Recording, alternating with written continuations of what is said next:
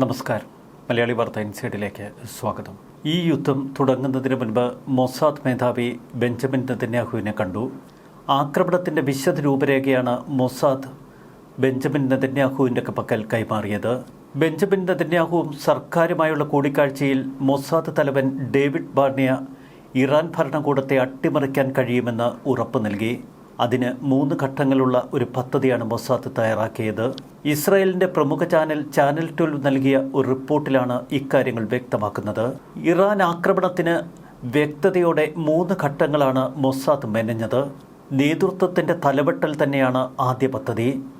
നേതൃത്വത്തെ പൂർണ്ണമായി തുടച്ചു നീക്കുക. നേതൃത്വത്തെ ഉന്മൂലനം ചെയ്യുന്നതിനൊപ്പം ഭരണകൂട സ്ഥാപനങ്ങൾക്കും സ്വന്തം പൗരന്മാരെ അടിച്ചമർത്താനുള്ള അതിൻ്റെ ശേഷിക്കും നേരെ അതിശക്തമായ ആക്രമണങ്ങൾ നടത്തുക. ഭരണകൂടത്തിനും അതിൻ്റെ ശേഷിക്കും ഗുരുതരമായ നാശനഷ്ടങ്ങൾ സംഭവിച്ചാൽ ജനങ്ങൾ തെരുവിലേക്കിറങ്ങുമെന്ന് മൊസാദ് ഉറപ്പിച്ചു. പക്ഷേ അതിന് 2 ഘട്ടം കൂടി പൂർത്തിയാക്കണം. ഇറാന്റെ പക്കലുള്ള മിസൈൽ ശേഷി തകർക്കുകയാണ് അതിലൊന്ന്. ഒപ്പം ആണവശേഷി അവശേഷിക്കുന്നവയും കൂടി തകർത്തെറിയുക. ഇറാന്റെ സൈനിക ശേഷി പൂർണ്ണമായി തുടച്ചു നീക്കി മിസൈൽ ശേഷിക്ക് നേരെയുള്ള ശക്തമായ ആക്രമണം. ഇറാന്റെ ആണവ ബാലിസ്റ്റിക് മിസൈലുകൾ ഉൾപ്പെടുന്ന ശക്തി പൂർണ്ണമായി തകർക്കുകയാണ് ഈ ആക്രമണത്തിൻ്റെ 2ാം ഘട്ടം. ഒരു ഭരണകൂടത്തെ ഭൂമിയിൽ ഒരു ഘടകമില്ലാതെ ആകാശ ആക്രമണങ്ങളിലൂടെ നിലം പൊത്തിക്കാനുള്ള പദ്ധതിയാണ് മൊസാദ് മെനഞ്ഞത്. എന്നാൽ മൊസാദ് നൽകിയ 3ാം ഘട്ട പദ്ധതി അമേരിക്കൻ പ്രസിഡന്റ് ഡൊണാൾഡ് ട്രംപ് വെട്ടി. അവിടെയാണ് ഇസ്രയേലും അമേരിക്കയും ഇറാന് നേർക്കുള്ള ആക്രമണത്തിൽ ഇടയ്ക്കൊന്ന് പതറിയത്. ആദ്യ 2 ഘട്ടം പൂർത്തിയാക്കിയതിനു ശേഷം ഇറാന്റെ സാമ്പത്തിക ശേഷി തച്ചു തകർക്കണമെന്ന നിർദ്ദേശമാണ് മൊസാദ് നൽകിയത്. അവരുടെ എണ്ണപ്പാടങ്ങൾ ആക്രമിച്ച് തകർക്കുക, വാണിജ്യ കേന്ദ്രങ്ങൾക്ക് നേരെ അതിശക്തമായ ആക്രമണം നടത്തുക. വീണ്ടും ജനങ്ങൾക്ക് ഒരു സുരക്ഷയുടെ ആകാശ കവചമൊരുക്കുന്നതോടെ ജനങ്ങൾ തെരുവിലേക്കിറങ്ങും. ദുർബലമായ ഭരണകൂടത്തിൽ നിന്ന് അവർ ഭരണമാറ്റത്തിനു വേണ്ടിയുള്ള പ്രതിഷേധം തുടരും. ഈ ഘട്ടത്തിൽ ജനങ്ങളെ സഹായിക്കാൻ അമേരിക്കയ്ക്കും ഇസ്രയേലിനും കഴിയും. ഇറാനിൽ ഭരണമാറ്റം ഉറപ്പുവരുത്തി യുദ്ധവിജയം കൈവരിച്ചതിന് ശേഷം ഇറാനിൽ നിന്ന് പിന്തിരിയാനുള്ള പദ്ധതി അങ്ങനെ മൊസാദ് ബെഞ്ചമിൻ നെതന്യാഹുവിൻ്റെ പക്കൽ നൽകുന്നു.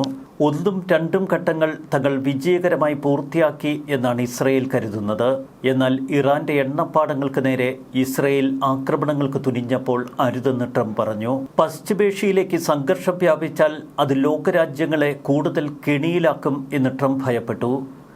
അമേരിക്കയിൽ നിന്നുള്ള ശക്തമായ സമ്മർദ്ദങ്ങളെ തുടർന്നാണ് ഇറാന്റെ എണ്ണപ്പാടങ്ങൾ ആക്രമിക്കുന്നതിൽ നിന്ന് ഇസ്രയേലിനെ ട്രംപ് പിന്തിരിപ്പിച്ചത്.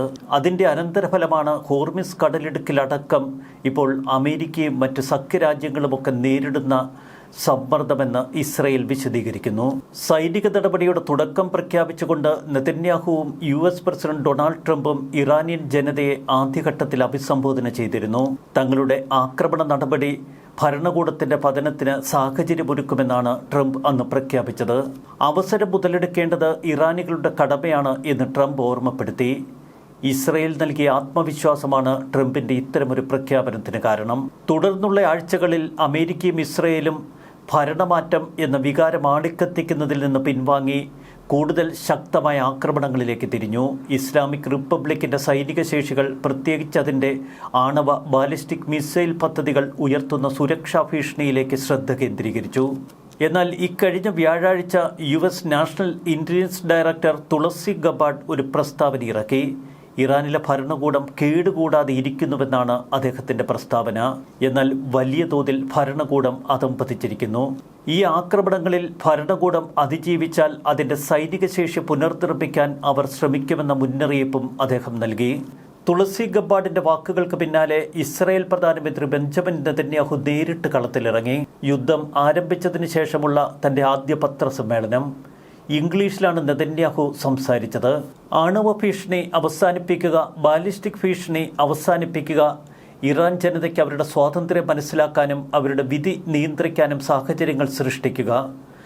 യുദ്ധത്തിൻ്റെ 3 ലക്ഷ്യങ്ങൾ നെതന്യാഹു നിർവചിച്ചു. 3ാം ലക്ഷ്യം നിർവചിക്കുമ്പോൾ നെതന്യാഹു പറഞ്ഞു, നിങ്ങളുടെ ആകാശത്ത് ഞങ്ങളുണ്ട്, നിങ്ങളെ പൂർണ്ണമായി നിരീക്ഷിക്കും. ഏതെങ്കിലും തലത്തിലുള്ള ഭരണകൂട ആക്രമണങ്ങളെ ഞങ്ങൾ ചെറുക്കും.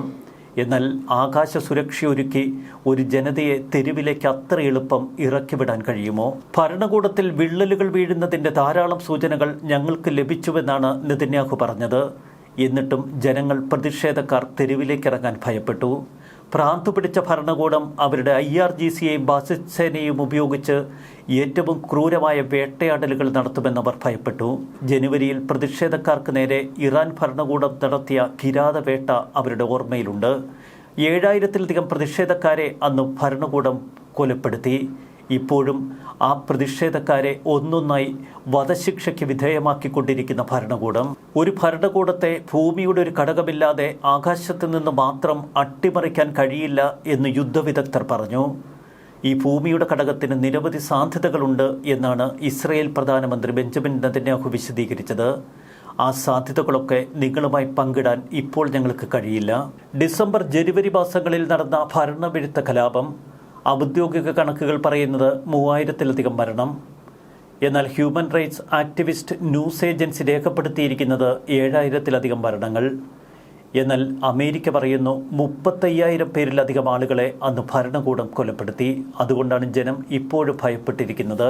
വളരെ കിരാതമായ നടപടികളിലൂടെ സ്വന്തം ജനതയെ കൊന്നൊടുക്കുന്ന ഒരു ഭരണകൂടത്തെ ആക്രമിച്ച് തളർത്തേണ്ട ഉത്തരവാദിത്തമാണ് അമേരിക്കയും ഇസ്രയേലും ഏറ്റെടുത്തിരിക്കുന്നത്.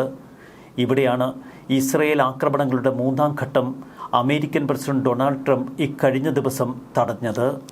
1ഉം 2ഉം ഘട്ടങ്ങൾ പൂർത്തിയാക്കിയിട്ട് 3ാം ഘട്ടത്തിലേക്ക് കടന്നാൽ പോരെ എന്ന അമേരിക്കയുടെ സംശയം.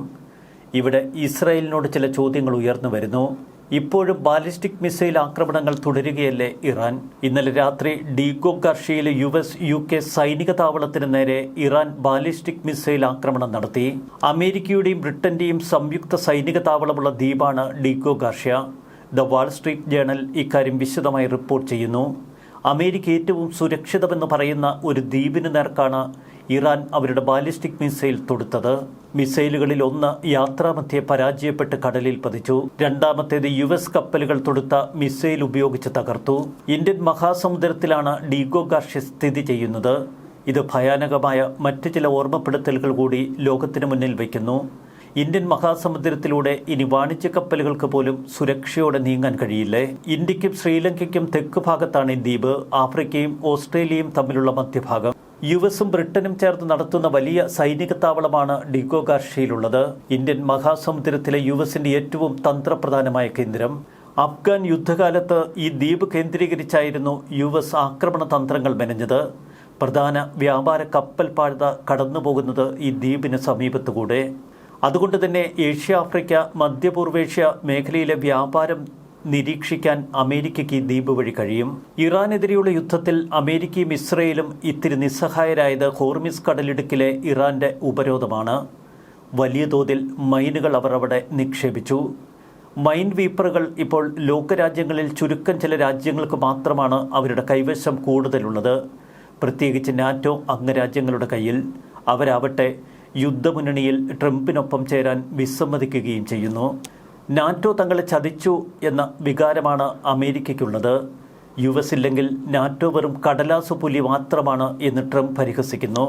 പശ്ചിമേഷ്യയിൽ കാര്യങ്ങൾ കൂടുതൽ ഗുരുതരാവസ്ഥയിലേക്ക് കടക്കുന്നു എന്ന് മനസ്സിലാക്കിയ അമേരിക്ക ഇപ്പോൾ US-ന്റെ 3 യുദ്ധക്കപ്പലുകളും 2005 സൈനികരെ കൂടി മേഖലയിലേക്ക് അയച്ചു. സാൻ ഡീഗോയിൽ നിന്നാണ് ഇവർ തിരിച്ചിരിക്കുന്നത്. ചുരുക്കത്തിൽ ഇന്ത്യൻ മഹാസമുദ്രത്തിലെ നീലജലവും ഇറാൻ ഇസ്രയേൽ പോരാട്ടത്തിൽ പുകയാൻ തുടങ്ങിയിരിക്കുന്നു. ഈ പ്രദേശവും വൻ ശക്തികളുടെ പോർവിളിയിലേക്ക്. ഇറാനിയൻ പടക്കപ്പൽ ഐറിസ് ദേനയെ അമേരിക്കൻ അന്തർവാഹിനി ടോർപിഡോ അയച്ച് തകർത്ത പരിസരമാണിത്. അവിടേക്കാണ് ഡീഗോ ഗാർഷ്യ ലക്ഷ്യമാക്കി ഇറാന്റെ ബാലിസ്റ്റിക് മിസൈലുകൾ എത്തിയത്. ഇറാന്റെ ഈ ബാലിസ്റ്റിക് മിസൈൽ ആക്രമണത്തിൽ നടുക്കുന്ന മറ്റൊന്നുകൂടിയുണ്ട്. ഈ മിസൈലിന്റെ ദൂരപരിധി 4000 കിലോമീറ്റർ. ഇപ്പോഴിതാ മറ്റൊരു മുന്നറിയിപ്പ് ഇറാൻ നൽകുന്നു. ഇസ്രയേൽ അമേരിക്കൻ ഉദ്യോഗസ്ഥരും സൈനിക ഓഫീസർമാരും ലോകത്തെവിടെയുമുള്ള ടൂറിസ്റ്റ് കേന്ദ്രങ്ങളിൽ ഉണ്ട് എങ്കിൽ അവർക്ക് നേരെയും തങ്ങൾ ആക്രമണം നടത്തും. UAE-യിലെ ദുബായ് ഉൾപ്പെടെയുള്ള കേന്ദ്രങ്ങൾ ലക്ഷ്യമാക്കുമെന്നാണ് ഇപ്പോൾ ഇറാന്റെ സൂചന. ഇറാന്റെ മിസൈൽ ശേഷി കാര്യമായി നശിപ്പിക്കപ്പെട്ടു എന്ന് ഇസ്രയേൽ പറയുമ്പോഴും എങ്ങനെ അവർക്കിപ്പോഴും ഇത്ര ശക്തമായ ആക്രമണങ്ങൾ തൊടുക്കാൻ കഴിയും? അതിന് ഇസ്രയേൽ നൽകുന്ന വിശദീകരണം മറ്റൊന്ന്. ഇറാന്റെ എണ്ണ വരുമാനം തന്നെയാണ് ത്വരിതഗതിയിൽ മിസൈൽ നിർമ്മാണത്തിന് അവരെ പ്രേരിപ്പിക്കുന്നത്. അവരുടെ വ്യാപാര കേന്ദ്രങ്ങളും എണ്ണപ്പാടങ്ങളും തകർക്കണം, സാമ്പത്തികമായി നടുവൊടിക്കണം. ഇറാനുമായി ഒരു വെടിനിർത്തൽ സൂചനകൾ ഇന്നലെ അമേരിക്കൻ പ്രസിഡന്റ് ഡൊണാൾഡ് ട്രംപ് പങ്കുവച്ചിരുന്നു. എന്നാൽ ഒരൊറ്റ ദിവസം ഇരുട്ടി വെളുത്തപ്പോൾ ട്രംപ് തന്റെ നിലപാടിൽ നിന്ന് മലക്കം മറിഞ്ഞു. ഇറാനെ തകർക്കുമെന്നാണ് ഏറ്റവും ഒടുവിൽ ട്രംപിന്റെ പ്രഖ്യാപനം. ഡിഗോ ഗാർഷ്യയ്ക്ക് നേരെയുള്ള ആക്രമണമാണ് ട്രംപിനിതിനെ പ്രേരിപ്പിച്ചത്. മറ്റൊന്ന്, ഇറാന്റെ പക്കൽ ഇപ്പോഴും 4000 കിലോമീറ്റർ വരെ ദൂരപരിധിയുള്ള അതിപാരകമായ ബാലിസ്റ്റിക് മിസൈലുകളുടെ നിക്ഷേപമുണ്ട് എന്നതും അമേരിക്കയെ കൂടുതൽ സമ്മർദ്ദത്തിലാഴ്ത്തുന്നു. യുഎസിന്റെയും ഇസ്രായേലിന്റെയും കണക്കുകൂട്ടൽ പിഴച്ചു എന്ന് ഇന്നലെ ഇറാൻ പരിഹസിച്ചിരുന്നു. 1-2 ദിവസത്തെ ആക്രമണങ്ങൾ കൊണ്ട് ഇറാനിലെ ജനങ്ങൾ സർക്കാരിനെ അട്ടിമറിക്കുമെന്ന് വിശ്വസിച്ച യുഎസിനും ഇസ്രായേലിനും തെറ്റുപറ്റി എന്നാണ് മൊജ്തബ ഖമനേയി പ്രസ്താവനയിലൂടെ ഇന്നലെ പരിഹസിച്ചത്. ഇതും ട്രംപിനെ ചൊടിപ്പിച്ചു. നിർണായകമായ ഹോർമുസ് കടലിടുക്ക് വീണ്ടും തുറക്കാൻ മറ്റ് രാജ്യങ്ങളുടെ സഹകരണത്തോടെ അമേരിക്കയ്ക്ക് കഴിഞ്ഞാൽ കൂടുതൽ ശക്തമായ ആക്രമണത്തിലൂടെ ടെഹ്റാനെ മുട്ടുകുത്തിക്കാനാകുമോ എന്ന് ലോകം ഉറ്റുനോക്കുന്നു. എന്നാൽ എണ്ണപ്പാടങ്ങൾക്കും അവരുടെ വാതക പാടങ്ങൾക്കും നേരെ ആക്രമണം വ്യാപിപ്പിക്കാതെ എങ്ങനെ ഇറാൻ ഭരണകൂടത്തെ നിലം പൊത്തിക്കാനാകും? ഇറാനിലെ എണ്ണപ്പാടങ്ങൾക്ക് നേരെ ആക്രമണം തൊടുത്താൽ അവർ ഗൾഫിലെ മറ്റു രാജ്യങ്ങളുടെ ഊർജ്ജ കേന്ദ്രങ്ങൾക്ക് നേരെ മിസൈൽ ആക്രമണങ്ങൾ ശക്തിപ്പെടുത്തുമെന്നും അത് ലോക സമ്പദ് വ്യവസ്ഥയെ തകർക്കുമെന്നുമാണ് ട്രംപിന്റെ ഭയപ്പാട്. എന്നാൽ യുദ്ധത്തിൽ ഭയത്തിന്റെ ആവശ്യമില്ല, ശക്തിയിലൂടെ സമാധാനം കൈവരുത്തണമെന്ന് ഇസ്രയേൽ ആവശ്യപ്പെടുന്നു. ഒരു വശത്ത് യുദ്ധത്തിനിടയിൽ മറ്റ് ലോകരാജ്യങ്ങളുടെ സമ്മർദ്ദത്തിൽ ഒന്ന് പകച്ചു നിൽക്കുന്ന ട്രംപ്, മറുവശത്ത് കൂടുതൽ ആക്രമണോത്സുകരായി നിൽക്കുന്ന ഇസ്രയേൽ. ഇതാണ് യുദ്ധത്തിൻ്റെ ഇന്നത്തെ സ്ഥിതിഗതികൾ. ന്യൂസ് ഡെസ്ക് മലയാളി വാർത്ത ഇൻസൈഡ്.